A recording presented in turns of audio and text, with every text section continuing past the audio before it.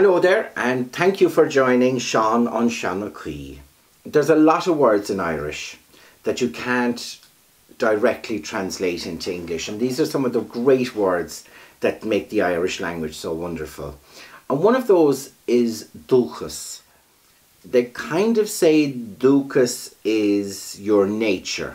It's much more than that. It's almost a genetic preposition of how you're going to act. You know, one of these things that you found really annoying about your parents, but as you grow older, you find yourself doing the exact same thing or saying the exact same thing. That's the dúchas coming out. But you can also have a personal dúchas where you show tendencies to be something which can be quite different to your family, almost like a natural rebellion against them, and they'd say, oh, that's his dúchas. And one of the very first stories as an adult I read from Sean O'Connell, and I'll talk about Sean O'Connell again in another video, who is a great inspiration and a local storyteller. But one of his stories starts off with a farmer, and this farmer is a very proud man and a very bit of a braggart. And he spent years upon years upon years, a very long time, training a cat to hold a candle while the farmer ate his dinner. And he was very proud of this, and he was quite famous around the area. I mean, the X Factor wasn't there back then, but if it was, he'd be on it with the cat holding the candle. So one night, a poet arrived. A travelling poet who would look for his dinner and look for lodgings in the house, and he would, you know, tell a few poems, tell a few stories, a bit of a Seanachí, I suppose, and move on to the next house. And of course the farmer received the poet, and the poet sat down, and the farmer was telling him all about the hard work he'd done during the day and during the year and during his life. And of course anybody who does an awful lot of talking about the hard work they've done hasn't really done a lot at all. Bit like a politician. Now, so the farmer decided that he would have his big fine dinner, but that since the poet had done no hard work that he could see, he would only get a potato. So the two dinners came out, and they were eating, and of course the poet was fed up with a little bit of a potato, so he made a wager with the farmer. He said, if I can get that cat to drop the candle while you're eating your dinner, I'll get your dinner tomorrow night, and you'll have the potato. Oh, we'll make that wager, no problem, said the farmer, because I have trained that cat. He will not let the candle drop until I've eaten my dinner.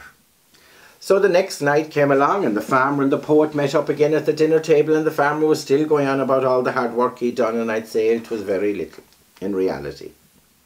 So the cat got the candle, and he was holding it while the two were eating their dinner. Well, the poet had a small little bag, and inside in the bag he had 3 live mice. Well, he took out the first mouse, and he let it run across the table. And the cat kind of flinched a little bit, looked across, but kept holding the candle. Well, the poet got the second mouse out of his bag. It wasn't easy, and he put it on the table, and it scurried across. Then the cat kind of made a bit of a stagger, all right, but no. He looked back again, and he kept holding the candle.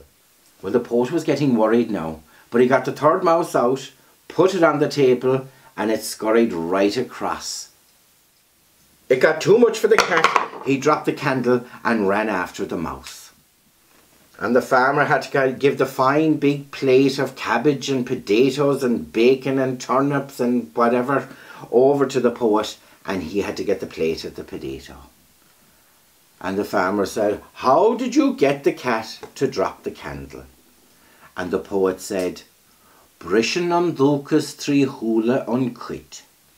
Dúchas breaks out through the eyes of a cat. And if you've ever noticed, anybody who has animals, a cat will do everything by choice, whereas a dog will do it more on command. But about dúchas and the story of Brishin an dúchas trí hula an cuit, we all have our path in life, we all have our talents and our gifts. And I was going to say that society and the education system pushes you away from them, but actually the more I think about it, the more the individual themselves. We concentrate on the things we can't do well, when we should be concentrating on the things people love about us and the things we do well. We should honour our dúchas and go with our heart. Unless you feel you were a serial killer or something, then I wouldn't bother with it. But otherwise, go with the things you love, go with the things you do well, and the things you can't do well, try and get somebody else to do that for you.